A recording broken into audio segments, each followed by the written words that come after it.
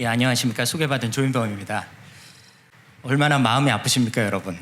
머리도 아프시고 저도 사실 많이 알고 있는 내용인데도 우리 오세라비 작가님 발표 들으면서 참 이 발표를 제가 또 이어서 가야 된다는 것에 대해서 참 죄송한 마음입니다. 그래서 조금 위로의 말씀을 먼저 드리자면 저희가 사실은 이런 어려운 얘기만 하고 흩어지자는 게 아니고요. 가족의 가치를 되살리기 위해서 K가족축제라는 새로운 운동을 시작을 했습니다. 그리고 그래서 이번 주말에 어린이 대공원에서 한국의 아름다운 가족의 가치를 되살리기 위한 축제를 하고요. 사실은 또 반대로 생각을 해도 우리가 현실을 외면하고 좋은 얘기만 하는 것이 아니라 우리가 반드시 해결해야 되는 숙제들이 있기 때문에 이러한 포럼도 가지게 됩니다. 우리 모두가 관심을 가져야 될 것 같습니다. 제가 바통을 이어서 계속 좀 설명을 드리도록 하겠습니다.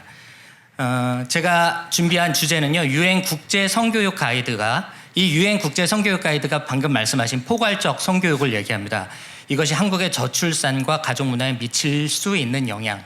저는 미래형으로 일단 썼습니다. 미친 영향, 과거형으로 쓰셨으면 저는 미래형으로 썼습니다. 앞서서도 여러분들께서 말씀 주셨습니다만 윤석열 대통령께서 저출생 대응 기획부를 신설해서 국가 역량을 총동원하겠다 선언을 하셨습니다. 하지만 사실은 이미 2005년부터 저출산 고령사회위원회가 만들어져서 지금까지 무려 380조 원을 이 문제를 해결하기 위해서 써왔습니다. 물론 그 금액이 올바른 곳에 쓰였느냐에 대한 논란도 있습니다만 한 가지 확실한 것은 돈으로 해결될 문제냐라는 질문입니다. 사실 요즘 젊은이들은요, 돈을 줘도 결혼할 마음이 없다라는 풍조가 오히려 늘어나고 있어요. 그 말은 즉, 이 저출산 문제를 해결하기 위해서 계속해서 뭐 재정이니 복지니 얘기할 게 아니라 이제는 생각을 바꾸는 가치관으로 접근을 해야 된다라는 부분입니다. 특히 성, 결혼, 가족에 대한 가치관에 우리가 특별히 초점을 맞춰야 될 것 같습니다. 앞서서 오세라비 작가님 발표에도 나왔습니다만 한국 청소년 정책연구원에서 발표한 그 결혼이나 출산에 대한 가치관에 대한 도표입니다. 제가 여기다가 다시 한번 이 자료를 보여드리는 이유는 성인과의 비교입니다. 화면 보이실지 모르겠는데요. 지금 현재 이 저출산 가족 해체 문제를 만든 성인들의 여론조사보다 지금의 청소년들의 대답은 다 절반입니다. 지금도 심각한데 지금의 청소년 다음 세대는 거기서 또 절반의 대답을 하고 있다는 거예요. 그러나 또 더 문제는요. 이 지금까지의 문제는 단지 남녀의 갈등 문제만이 아니라 여기서 지금 유엔이 추천하는 이 포괄적 성교육에 담겨 있는 것은 남녀를 이미 넘어갔습니다. 남녀라는 이분법적 사고는 더 이상 시대적 트렌드가 아니다. 모든 성별을 자기가 원하는 대로 열어놔야 된다고 간다라고 하면 앞으로 어떤 세상이 열리겠습니까? 그 부분 때문에 이 유엔 성교육 국제 성교육 가이드에 대해서 제가 말씀을 드리고 싶은 겁니다. 사실 많은 분들은 이게 유네스코에서 만든 거라고만 생각을 하시는데요. 여기 보시면은 유네스코만이 아니라 유엔 에이즈 계획, 유엔 인구기금, 유니세프, 유엔 우먼, 세계보건기구가 함께 만든 거기 때문에 제가 유엔 국제 성교육 가이드라고 더 강조를 해서 썼습니다. 문제는 한국은 이것이 들어오느냐 마느냐 계속 지금 줄다리기를 하고 있는데요. 이것을 먼저 받아들인 세계의 추세를 그럼 봐야 되지 않겠습니까? 괜찮은가? 포괄적 성교육 적용 결과가 어떤가? 자, 여기서 정말 걱정스러운 게 벌어집니다. 아무리 찾아도 그 결과가 나오지 않습니다.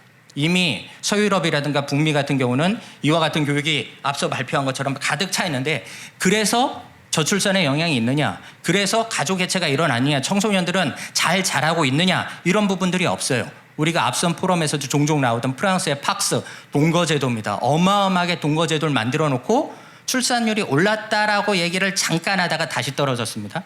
1999년에 시작했는데 그래서 동거제도가 되고 그 자유롭게 그냥 흩어졌다 하는 그렇게 되어 있는 가정에서 자란 아이들이 잘 자랐느냐라는 연구 결과가 없습니다. 제가 유럽 쪽 지인들에게 그것 좀 찾아달라 그래도 없어요. 그러니 우리가 이것을 무엇과 비교해서 포괄적 성교육을 우리가 받아들여도 되는지 안 되는지를 어떻게 알 수 있습니까? 그래서 사실 이 제 주제를 보고 여기서 갑자기 웬 소비에트 이렇게 생각하신 분들이 많을 겁니다. 제가 비교를 하려고 찾다 보니까 이 초기 소비에트의 가족, 성결혼 가족 정책이 이 포괄적 성교육의 미래를 예견하는데 참 좋은 샘플링이 되어 있다고 생각을 합니다. 아마 여러분들이 들어보시면 공감이 되실 부분이 꽤 있을 것 같아요.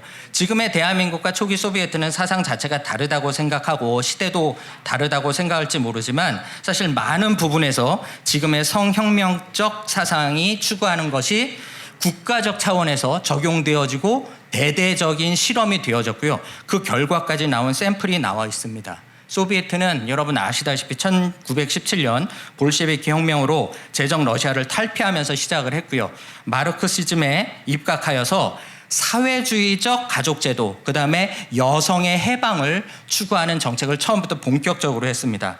4가지 기조에서 진행이 됐는데요. 첫 번째, 남녀 간의 자유연합, 자유연애를 얘기하는 겁니다. 성도덕을 자유롭게 풀어버렸습니다. 임금 노동을 통한 여성 해방, 여성이 남성에게 의존을 하면서 속박되고 있기 때문에 남성으로부터 해방받기 위해서는 임금 노동을 통해서 여성도 일을 해야 된다, 이렇게 발표한 겁니다. 그렇게 되면 가사노동에서 해방돼야 된다. 우리가 많이 들어서 알고 있는 타가소죠. 타가소. 가사노동의 사회화, 공공화입니다. 마지막으로 전통적인 제정 러시아 시대 때도 해왔던 그 전통적인 가족제도가 가부장 제도이기 때문에 해체해야 된다는 그러한 기조로 진행이 됐습니다. 글씨가 빽빽하게 있습니다. 제가 많은 설명을 사실 이제 자료를 나중에 보시면 도움이 되겠습니다만 요 한 페이지에 그냥 가득 담았습니다. 페미니즘을 공부하신 분들은 다 아실 만한 알렉산드라 콜론타이라는 여성 지도자의 주장, 이것이 초기 소비에트의 새로운 사회상이자 가족관이거든요. 제가 요거 빽빽하기 때문에 빨리 한번 읽어보도록 하겠습니다. 한번 쭉 생각하면서 들어보십시오. 가사노동은 임금노동의 영역으로 전환될 것, 가족은 심리적 연대 이외에 어떤 것도 남지 않을 것, 이혼과 낙태를 합법화시킨 장본인이고요. 집단 주거시설을 건설해서 거기서 여성 해방을 위해서 집단 거주시설에서 자유로운 성생활, 자유연애를 장려했습니다. 공산국가가 단지 가사의 집만을 떠맡는 것이 아니라 자녀 양육의 부담까지 짊어져야 한다고 주장했고요. 보육원, 유치원, 타가소 등등에서 경험 있는 교사들이 어린아이들을 돌보게 될 것이다. 초등학생들은 훌륭한 교육과 무상급식, 무상의복, 무상교과서 등을 받게 될 것이다.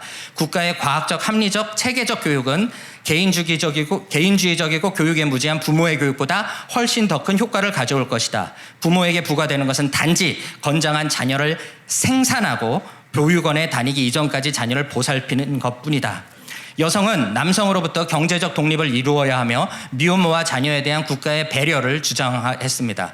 국가는 미혼모를 방치해서는 안 된다. 어머니가 자녀를 양육하고 있는 동안에는 그녀가 합법적으로 결혼한 여성이든 그렇지 않든 보호해줘야 하며 모성보호소, 유아원, 보육원 등을 설립해서 여성들의 노동과 어머니로서의 의미를 함께 병행할 수 있는 가능성을 제공해 줘야 한다, 이렇게 얘기했습니다. 가사노동과 자녀 양육으로부터 여성이 해방이 되면 질문을 했어요. 그럼 가족이 뭐야? 기존의 가족은 왜 필요한 거야? 라고 하면서 사회주의 체제 속에서 새로운 부부관계가 성립된다고 주장했습니다. 자녀 양육이라는 의무와 책임에서 벗어난 가정은 부부 상호 간에 보다 용이하게 자유롭게 분리가 가능해졌고요. 자유롭고 독립적인 둘의 연합, 자유연애가 가능해졌습니다. 즉 자본주의 체제 속에서 형성된 지금의 우리가 생각하는 가족주의는 부르주아 가족관계 때문에 거기서 말하는 성도덕을 거부하고 사회주의 체제 속에서 집단주의와 동료의식, 평등원리에 입각한 새로운 사회주의적 가족관계와 성도덕을 확립해야 된다라고 하면서 이와 같은 사랑의 유형을, 말이 좋습니다, 날개 달린 에로스라고 불렀습니다. 이것이 그 당시의 사회적 분위기였어요. 이것이 레닌이 주도한 초기 소비에트의 정책으로 그대로 들어갑니다. 1918년도에요. 이혼의 자유, 가부장제로부터의 완전한 해방을 위해서 이혼의 자유를 했고요. 호적 등록기간 작세에 가서 신고만 해도 됐습니다. 결혼이든 그 이혼 자체도요. 1920년에는 낙태 자유령이 내렸습니다. 급격한 성혁명이 따른 무분별한 임신이 너무 많아지고 불법 낙태로 여러 문제들이 일어나니까 낙태 자유령을 열어버렸어요. 1926년에는 사실혼, 즉 동거를 민사혼과 똑같이 동등하게 인정하는 법을 출발했습니다. 사생아라는 개념이 없어졌어요. 여성의 성씨를 자유롭게 사용할 수 있도록 해줬고요. 아내는 남편과 독립된 거주를 할 수 있게 해줬고, 재산은 분리해서 따로 관리하게 했고, 이혼을 하면 무조건 전 재산을 반으로 가르는 걸로 했습니다. 여성들을 가사로부터 독립시키고 경제, 노동, 인력으로 이끌면서 아이들은 모두 공공교육으로 전환을 하려고 했습니다. 물론 여기 이 내용을 놓고요. 결론이 어떻게 됐느냐. 결론 바로 넘어가겠습니다. 이 성결혼 가족 정책의 혁명적인 결과, 성도덕의 붕괴, 가족 해체, 이혼과 낙태의 급증, 사생아 급증, 여성의 노동으로 아이들이 돌봄 방치, 버림받은 아이들이 급증했습니다. 부모가 관심이 없으니까요. 국가가 책임진다고 했는데 이때 소비에트는 네프라고 하는 신경제체제, 그러니까 전시 경제, 1차 세계대전이 끝나고 나서 그것을 되돌리기 위한 경제체제를 하면서 여유가 없었습니다. 그러니까 아이들이 완전히 방치가 됐어요. 보호시설은 열악하고 마비되었습니다. 청소년 범죄가 어마어마하게 수백만 명의 아이들이 거리로 뛰쳐나와서 청소년 범죄가 급증했고 여자아이들은 매춘에 급증했습니다. 이혼법을 만들어놨더니 남성들이 자유롭게 여성을 버렸어요. 그러나 거기다가 양육비를 내라라고 했더니 남성들이 도주를 하고 딴 데 가서 결혼을 하고 중혼이 늘었습니다. 그래서 1937년도 인구조사에 의하면 남성들보다 여성들이 150만 명 이상이 결혼했다고 대답을 했습니다. 무슨 얘기겠습니까, 여러분? 1926년에는 1차 세계대전 이전보다 결혼율이 35%가 증가했습니다. 왜겠습니까? 마구마구 이혼과 결혼을 반복한 거예요. 그 당시 하나의 그 회고를 보면 마치 우체국에 가듯이 작스, 그 신고기관에 달려가서 오늘은 서명하고 내일은 이혼했다. 이렇게 적고 있습니다. 여성 실업자가 남성과의 경쟁에 밀려서 급증을 했고요. 거리로 내몰린 여성들은 여성 거린과 매춘의 급증을 가져왔습니다. 이 표를 제가 자료를 모아서 한번 그려봤습니다. 여러분 그 책에는 60페이지에 나와 있는데 너무 조그맣게 나와서 아마 안 보이실 거예요. 제가 설명을 드려야 될 것 같습니다. 대충 보시면 앞쪽에 이게 출산율 그래프인데요. 앞쪽에 보면 막 들쑥날쑥하죠. 이때가 1차 세계대전 끝나고 이제 그 소비에트 출발을 하면서 내전, 전염병, 대기근 등으로 인해서 출산율이 아주 그냥 뭐 들쑥날쑥한 상태입니다. 하지만 거기에 보시면은요, 1923년여 경부터는 이런 외적인 구조적이고 사회적인 재난들이 멈추면서 출산율이 안정기로 접어듭니다. 근데 이 당시에 방금 말씀드린 그러한 가족법들을 다 적용을 한 거예요. 그 밑에 쭉 나와 있는 내용을 보면요, 제가 간추려서 말씀드리겠습니다. 매춘이 얼마나 늘었냐면요, 22년도에 보면은 32,000명이 급증했다고 하는데 이제 이게 시작입니다. 실업자 67%가 여성인데 그 67%도 기존의 직업을 갖고 있다가 이룬 경우고요. 여성이 노동시장으로 나가라라고 해서 그걸 원했던 수많은 여성들은 껴주지도 않은 수치라고 합니다. 거린의 68%가 여성이고요. 쭉 가보면은 사생아가 50만 명을 넘어가고 모스크바 이혼율이 50%를 넘어가고 이 이혼율이 점점점 느는데요. 여성 실업자가 이 기간 동안 기존보다 6배 이상이 증가하고요. 소녀 범죄율이 60에서 80%가 매춘, 또 이 기간 동안 이혼율이 영국과 비교하면 26배의 이혼율이 나왔습니다. 결국 쭉 가다 보면 이 여파로 인해서 안정되었던 출산율이 어떻게 됩니까? 꼬꾸라지게 되죠. 절반으로 줄어들게 됩니다. 마지막 부분 1934년까지 가보면은요, 모스크바에서 신생아 1명이 출산할 때 낙태가 3명이 이루어지게 됩니다. 완전한 무책임한 성의 해방이 와버린 거죠. 스탈린이 이것 때문에 고민을 많이 했더라고요. 물론 스탈린주의의 나름의 자기의 주의를 정책을 위한 것도 있었겠습니다만 도저히 안 되겠다고 해서 이혼 절차를 다시 강화하고 낙태를 금지시켜버리고 다자녀의 어머니에게 부양비를 강화하면서 다시금 출산율이 올라가는 짧은 시기가 있었습니다. 물론 그 다음에는 강제 이주 정책이라든가 스탈린의 그 포갑 정치로 말미암아서 다시 출산율이 주춤했다가 2차 세계대전 되면서 다시 폭락하는 그러한 상황들로 와버렸습니다. 이 소비에트, 사실 뭐 공산주의 가운데에서도 하나의 흐름이죠. 이것이 결국은 시간이 흐르면서 공산주의의 이 마르크스 사상은 망했지만 여러분들도 많이 알고 계시겠습니다만 그 내용은 거기서 끝나고 만 게 아닙니다. 마르크스주의의 오류를 분석하면서 루카치니, 그람시니 이런 사상자들이 나오고 프랑크푸르트학파 신좌익 사상으로 많이들 알고 계실 겁니다.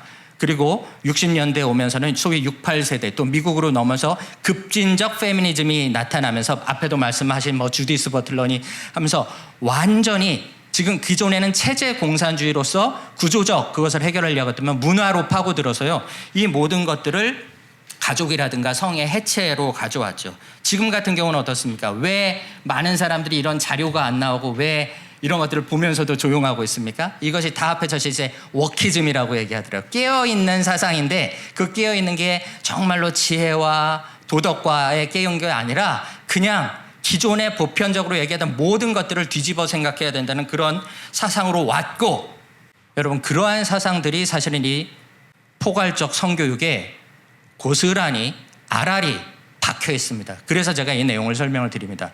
포괄적 성교육의 핵심 개념들을 소개를 보면 아름다운 내용들처럼 많이 설명을 하고 있습니다.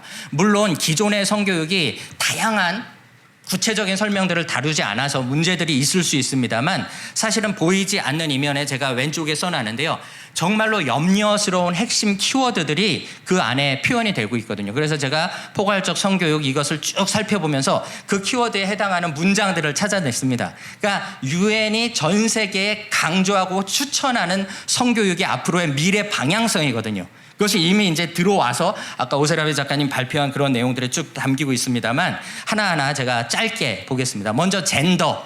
이 포괄적 성교육에 바로 등장을 합니다. 9살부터 배워요. 이 포괄적 성교육은요, 이 주제들을 5살부터 계속해서 가르치는 커리큘럼으로 되어 있습니다. 나이가 성장함에 따라서 이것을 나선형으로 되돌려요. 더 깊게, 더 구체적으로 성인이 될 때까지 계속 가르치는 겁니다. 9살에 이걸 배웁니다. 젠더 불평등, 성 역할 고정관념, 남자 여자 그런 거 따지지 말라 그러는 거죠. 그러면 그건 젠더 폭력이다. 이런 내용들, 그리고 이것은 언제든지 변화할 수 있다라고 이걸 가르치라고 지금 나와 있는 거예요. 나왔던 것처럼 그 여파로 남자는 잠재적 가해자니 이런 것들이 당국에서도 계속해서 나오니까 어떻게 됐습니까? 이 표가 뭐냐면 입소스라는 미국의 조사 기관이 한 건데요. 남녀 갈등에 대한 세계 각 국가의 조사인데요. 한국이 제일 위에 톡 튀어나와 있는 저게 한국입니다. 압도적으로 한국이 세계에서 가장 남녀 갈등이 심한 상태예요. 80%라고 드러나고 있습니다. 당연히 출산율이, 결혼율 자체가 곤두박질 치죠. 돈이 없어서 많은 얘기를 합니다만 결국은 남녀가 혐오라는 단어를 쓰면서 출산율이 떨어지고 있습니다. 그런데 여러분 지금 얘기한 것도 남녀예요. 남녀. 그러나 말씀드렸던 것처럼 2022년 유엔 우먼에서 발행한 이 자료에 의하면은요, 여기 보이십니까? 성평등 결과를 위한 성주류화 핸드북입니다. 그냥 정확하게 얘기해요. 젠더는 더 이상 이성의 규범의 제도화 속에 갇혀 있으면 안 된다. 그것은 폭력이다. 성 정체성과 성적 지향을 가지고 모든 성을 열어서 이야기를 해야 된다라고 하면서 등장을 한 것이 이제 두 번째 키워드, 섹슈얼리티라는 겁니다. 이게 도대체 무슨 말인지 보통 사람들은 알지도 못합니다. 심지어는 이 가이드북에 이렇게 써 있어요. 섹슈얼리티의 개념을 정의하는 것은 간단하지 않다. 이렇게 쓰고 시작을 합니다.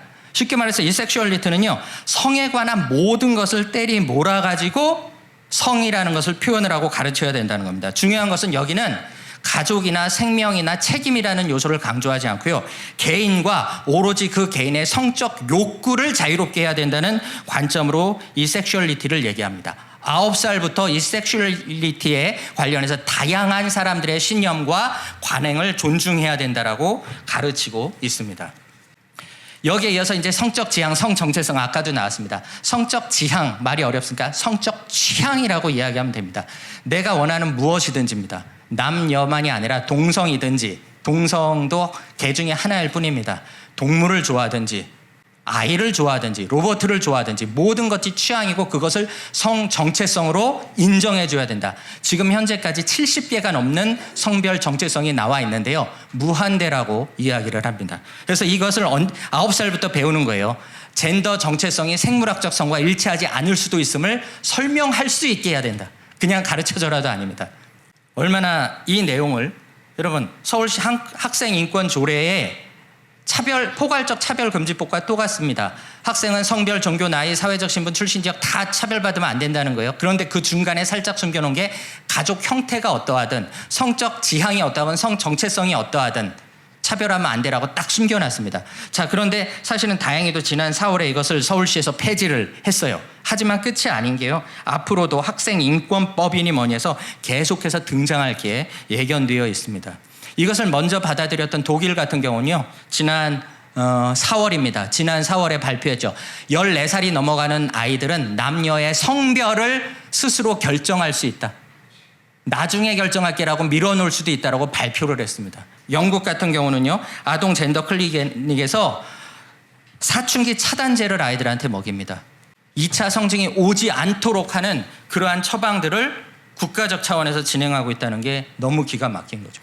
그러면서 또 하나 키워드가 나옵니다. 다양한 가족입니다. 여러분, 한국의 건강가정기본법에서는요, 가족과 가정을 구분해서 설명합니다. 가족은 혼인, 혈연, 입양으로 이루어진 기본 단위를 얘기합니다. 가정은요, 그 가족이 모여서 함께 생계와 주거를 하는 공간을 얘기하거든요. 자, 그런데 우리가 아마 1차 포럼 때 이 주제를 다뤘었습니다. 여성가족부 4차 5개년 건강한 가정 기본 계획에서 가정이라는 공간적 개념을 헷갈리니까 없애고 누구든지 함께 거주하면, 혼인, 결혼, 입양만이 아니라 누구든지 함께 거주하면 가족으로 치자라는 그 건강가정기본법 개정을 계속해서 발의 중이거든요. 여기서 등장하는 게 생활동반자법, 소위 말해서 동거법입니다. 동거법을 만들어야 되고 가족 구성권을 확장해야 된다. 누구든지 자기가 원하는 사람과 원하는 방식으로 가족 관계를 이룰 수 있게 하는 권리를 줘야 된다. 그러니까 전통적인 가족이 개념이 해체되고요. 성적 친밀감, 그 취향으로 가족을 만들어야 되고 동거, 동성혼, 일부 다처 전부 가족으로 넣어야 된다는 주장들이 계속해서 일어나고 있는 겁니다. 헌법 36조 1항에는 혼인과 가족생활은 개인의 존엄과 양성의 평등을 기초로 성립되고 유지되어야 하며 국가는 이를 보장해야 된다고 분명히 말하고 있지만, 이 포괄적 성교육에서는 5살부터요, 가족의 형태는 매우 다양하고 거기에는 비전통적 가족도 포함된다. 비전통이라면 우리가 상상할 수 있는 가족의 형태 다 들어갑니다. 우리가 보통 가족, 다양한 가족 그러면 생각하는 게 이런 게 있어요. 다문화 가족, 조손 가족, 한부모 가족, 다 사실은 혼인, 결혼, 입양에 속합니다. 하지만 여기서 비전통적 가족은 뭐겠습니까? 앞에 말한 그런 동성애 가족이라든가 아직은 우리 사회가 합의하지 못한 그런 내용들이고요. 이것을 전부 이해해야 된다고 5살부터 꾸준히 가르치고 있는 겁니다. 다음 키워드입니다. 탈가족화. 요거 앞에서 많이 설명을 해주셨습니다. 이미 세계에서 바라보면서는 한국의 저출산의 가장 큰 문제가 젠더 갈등이고, 결국은 여성들이 나는 아기 낳고 양육을 하기 싫어, 가사 노동하기 싫어 라는 부분인데, 그것을 실제로는 우리가 다루지 않는다는 거죠. 자, 탈가족화는요, 여러분, 결국은 여성이 일가정 양립을 하기 위해서 사회에 나가서 마음껏 일할 수 있게 제도화 만들자는 내용입니다. 가정 밖으로 나갈 수 있게. 그래서 그것을 정부가 보조해줘야 된다는 거예요. 사실 아까 소비에트에서도 비슷한 얘기가 있었지 않습니까? 물론 여성들이 자신의 역량을 발휘하기 위해서 그것을 사회에 나가서 어쩌면 남성들보다 더 훌륭하게 펼치는 건 너무 중요합니다. 근데 중요한 것은 모든 여성들이 마치 그렇게 해야만 올바른 것처럼 몰아간다는 게 문제죠. 그리고 소비에트 경우처럼 그렇게 됐을 때 어떻게 됩니까? 아이들의 교육도 탈가족화된다는 게 문제입니다. 결국은 공공돌봄이니, 지금도 저출산 대책 얘기하면 늘 나오는 게 그런 거잖아요. 그런 것들을 보조해 주겠다. 근데 여러분, 여기서 무슨 문제가 됩니까? 지금 이 유엔 가이드북에 보면 이렇게 나옵니다. 섹슈얼리티에 대해, 나의 성 정체성이라든가 그런 것들에 대해 자신과 나의 부모나 보호자가 갖고 있는 가치를 구별할 수 있다. 자신이 갖고 있는 어떤 가치는 부모와 보호자와 다르다는 것을 인식할 수 있다. 이걸 가르치라는 거예요. 여러분, 아이들이, 여기 다 부모이시면 아이들이 성장하면서 여러분 가장 힘드실 때가 언제입니까? 사춘기 들어가서 부모와 가치관이 부딪힐 때입니다. 물론 성장을 하면서 독립성을 갖춰가야 되지만 그것을 인위적으로 다른 게 당연하고 달라야만 할 것처럼 가르치면서 가정으로부터, 부모로부터 자녀를 분리시킨다라는 건 우리가 어떻게 동의할 수 있겠습니까? 유엔 세계 인권선언 제26조 3항입니다. 부모는 자녀에게 제공되는 교육의 종류를 선택할 우선권을 가진다라고 분명히 얘기하고, 유엔이 이렇게 얘기하고 있으면서 저렇게 아이들에게 성교육을 가르치라고 하고 있는 겁니다. 다음 키워드입니다. 조기 성애화입니다.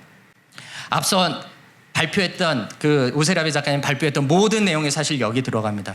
여기에 바탕이 되는 사상은요, 여러분 잘 아시는 프로이트의 리비도 이론입니다. 프로이트의 리비도 이론은 뭐냐면, 인간의 가장 근본적인 핵심 본성은 성적 욕망이다라는 이론입니다. 그리고 그것이 예를 들면 계속 빌 헬름 라이 같은 경우는요, 그 성적 욕망을 채우는 오르가즘의 그 이론을 얘기하면서 그것이 채워지는 것만이 인간의 진정한 해방이고 자유고 권리다라고까지 설명을 했거든요.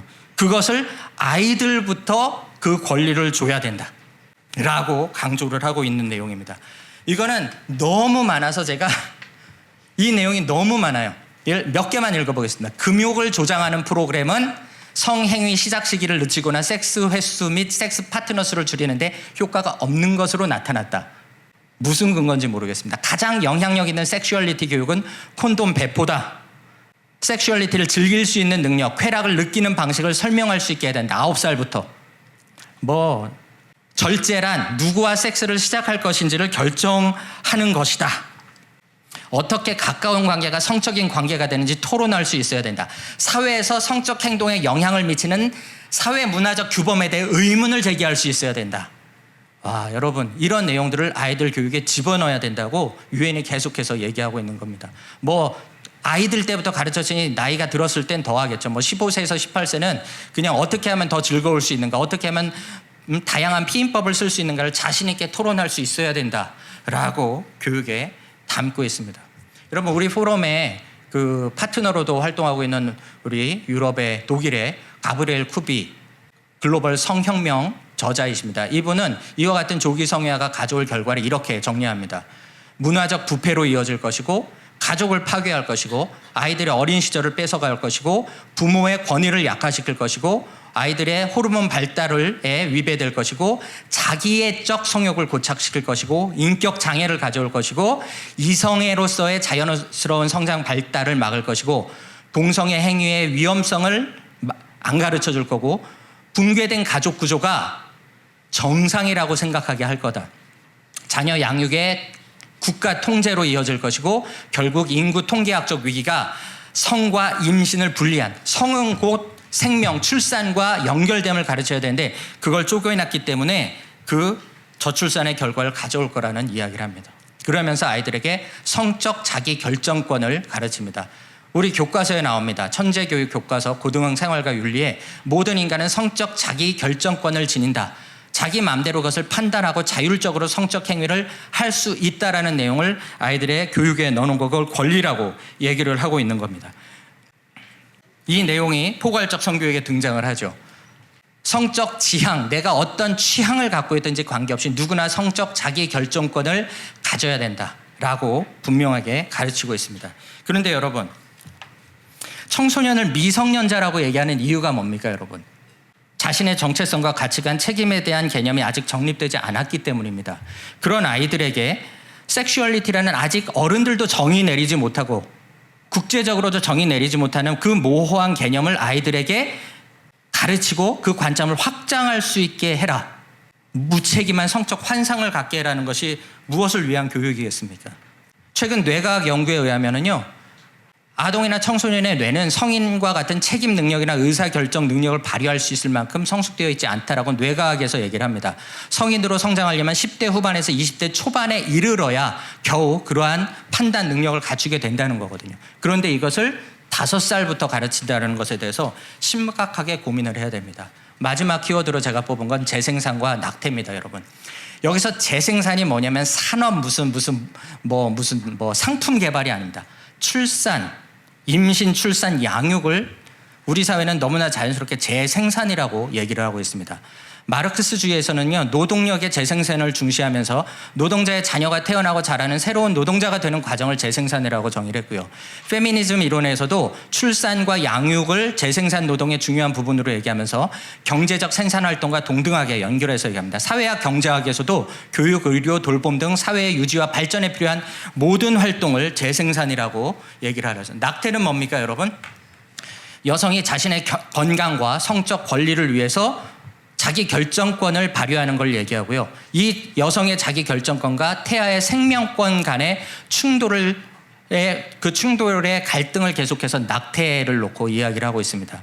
페미니스트들은 여성이 자신의 몸과 섹슈얼리티에 대한 통제를 가지는 것이 인권이고, 이 낙태를 얘기하는 것은 인권 침해이기 때문에 그것은 국가의 인구 조절 관점에서 우리에게 강요하는 거다. 그러니까 아기를 낳으려 그러면 돈을 줘라 라는 말까지 등장을 하고 있는 거죠. 이 내용이 9살부터 포괄적 성교육, UN 국제 성교육 가이드에 등장을 해서 아이들의 사춘기는 재생산하는 능력의 시작이고 여기에 대해서 자기가 권리를 갖고 있어야 되고 세계적으로도 300만 명 1년에 300만 명 이상의 여자 청소년들이 안전하지 않은 임신 중단을 경험하기 때문에 그것을 안전하게 낙태할 수 있도록 도와줘야 된다. 이런 내용이 나옵니다. 여러분 작년 9월 뉴스인데요. 저출산 위한 걸까? 현실로 다가온 출산기계, 인공자궁.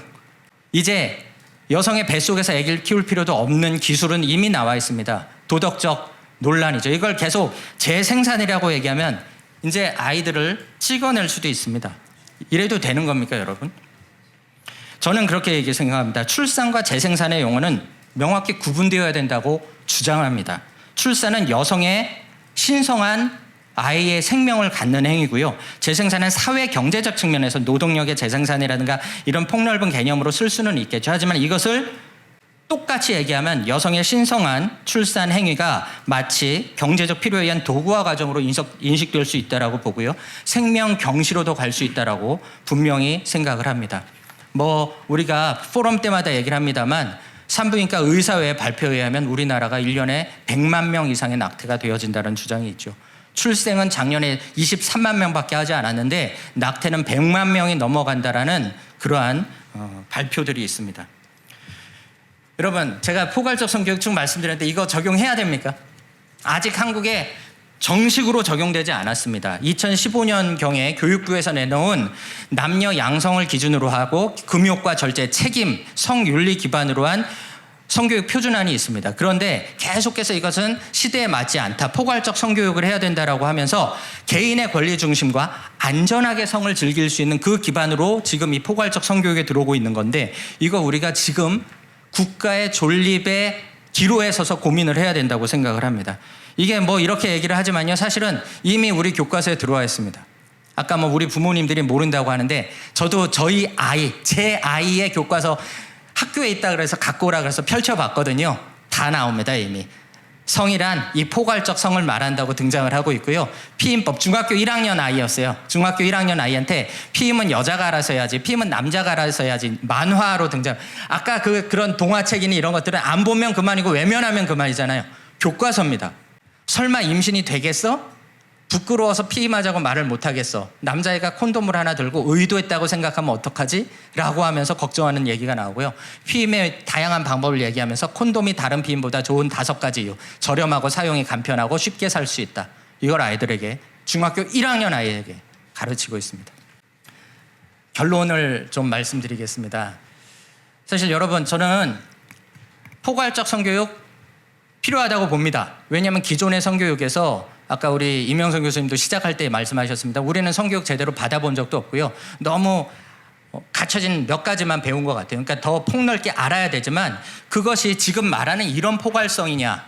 저는 한국에 맞는 한국형 포괄적 성교육을 제시해야 된다고 생각하는 몇 가지만 제안을 드리겠습니다.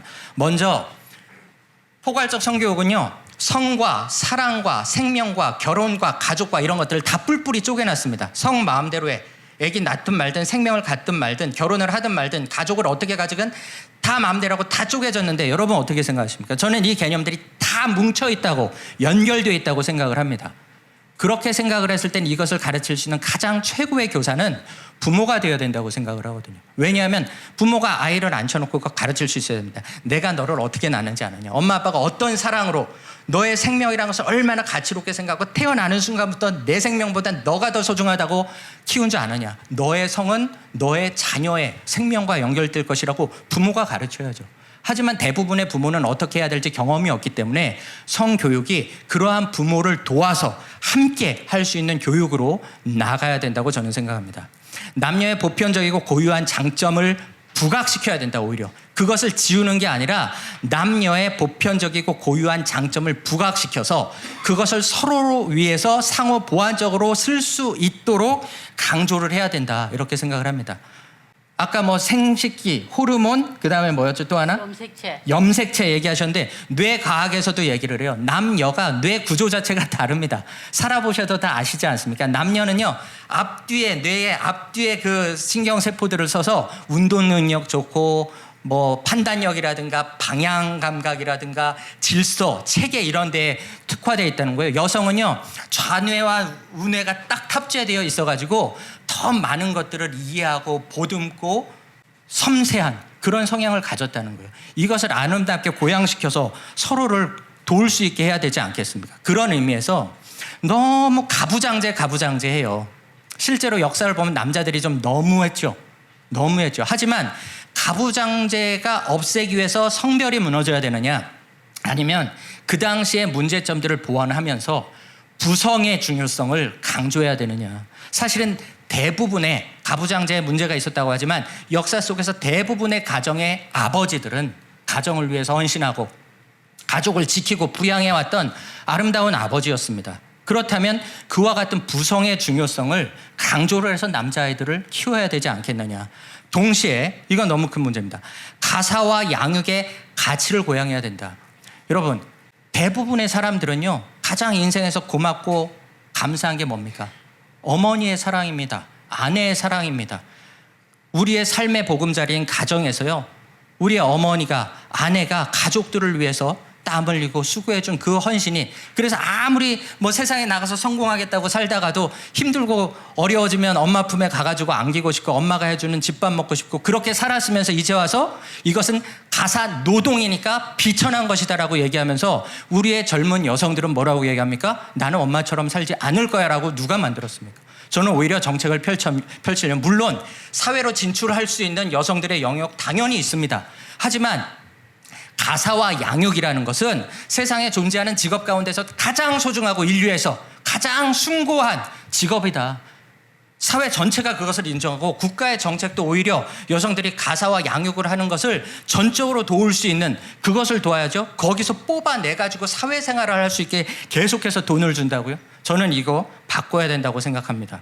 앞서 나왔습니다만 미디어의 대대적인 각성과 노력, 저는 뭐 80년대 저출산 캠페인 하듯이 막 선전선동을 하자는 게 아니고요, 가족에 담긴 아름다움을 드러내는 컨텐츠들 쏟아져야 한다고 봅니다. 가족들에게, 아이들에게, 부모들에게 인구학적 재난의 분명한 통계를 정확하게 알려줘야 된다고 봅니다. 뉴스에서 대충 듣는 게 아니라 이것이 지금 통계청에서 발표한 자료인데 맨 왼쪽에 있는 게 지금의 청소년들의 미래상입니다. 그 아이들이 60살이 넘어가도요, 은퇴를 못하고요, 생산 가능 인구보다 더 많은 노년 인구를 부양해야 되는 게 아무리 돈을 퍼붓고 우리 아이들을 위해서 산다고 하지만 그 아이들의 미래에 예견되어 있는 통계입니다. 이거 정확하게 알려주고 각 부모와 아이들이 고민하게 해야 된다고 생각을 합니다. 앞서서 나왔습니다만 유엔에서 얘기하는 젠더 이퀄리티, 사실은 양성평등인데 어느 순간 이제는 포괄적인 모든 성의 평등이 되어 있기 때문에 이건 명확히 구분해서 써야 된다고 생각합니다. 성소수자들을 무시하자는 게 아니고요, 성소수자들을 위한 정책의 고민과 남여의 평등을 위한 고민, 그 담론은 나누어서 얘기를 해야 되는데 이걸 완전히 섞어 놔서 대중은요, 그냥 성평등 그러면 양성평등 얘기하는 줄 압니다. 요거 구분해서 써야 된다고 저는 생각합니다. 지금 쭉 말씀드렸던 것처럼 유엔이 추진하는 그 포괄적 성교육을 대대적으로 우리가 그대로 받아들일 것인가, 아니면 그 내용을 속속들이 들여다보면서 부모들에게도 명확하게 알리고, 대부분이 모르셨을 겁니다. 그렇죠? 명확하게 알리면서 선별적으로 꼭 필요한 것만 받아들이고 모호한 언어들에 대해서는 정확한 해석과 합의의 과정을 통해서 한국형 국제 포괄적 성교육, 한국형 포괄적 성교육이 만들어져야 된다고 생각합니다. 마지막입니다. 유엔이 추구하는 SDG입니다. 미래를 위해서 만들어낸 17가지의 지속가능 발전 목표가 있는데 여러분, 가정이 없습니다. 전 세계, 한국만이 아닙니다. 전 세계 가정이 무너지고 있는데 미래의 인류를 위해서 등장한 수많은 빈곤, 퇴진이, 건강, 웰빙, 양질의 교육 다 나오는데 가족이 없습니다. 저는 우리의 운동이 국제적으로 연대하면서 반드시 유엔의 이 지속가능 발전 목표에 가족이 들어가는 운동을 펼쳤으면 좋겠습니다. 뭐니 해도 국가가 뭘 도와주니 뭐니 해도 인간의 삶에 있어서 태어나면서부터 죽을까지의 최고의 복지와 보금자리는 가족이라는 것을 강조드리면서 제 발표를 마치도록 하겠습니다.